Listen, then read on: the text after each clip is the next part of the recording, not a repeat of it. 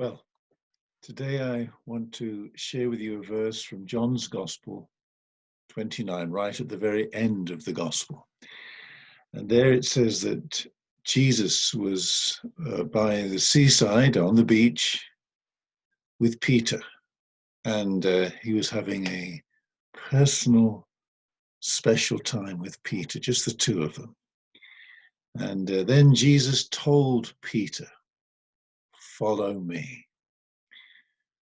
Peter turned around and saw behind them the disciple Jesus loved. Peter asked Jesus, "What about him, Lord?"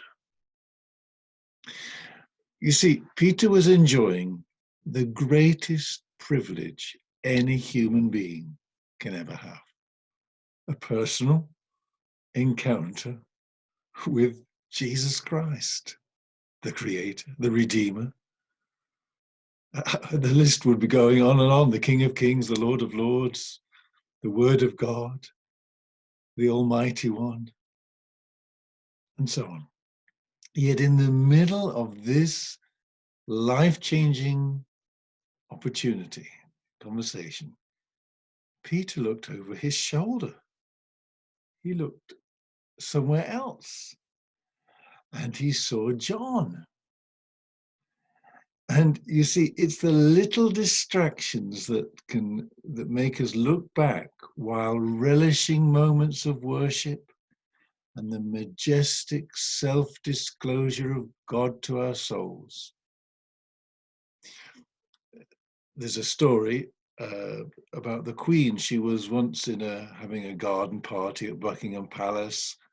Wouldn't you love to be invited to Buckingham Palace to have tea with the Queen? I would.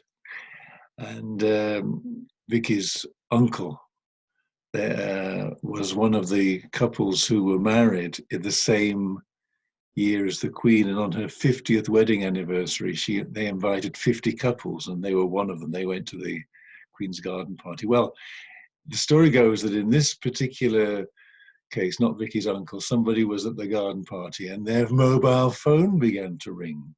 And of course, they ignored it for a moment, and then the Queen said, "Well, you should answer that. It might be somebody important." Well, in theatres, cinemas, other public events, we're all told to switch off our mobile phones.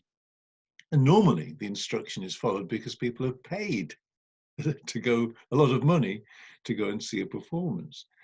And they're eagerly waiting to get their money's worth.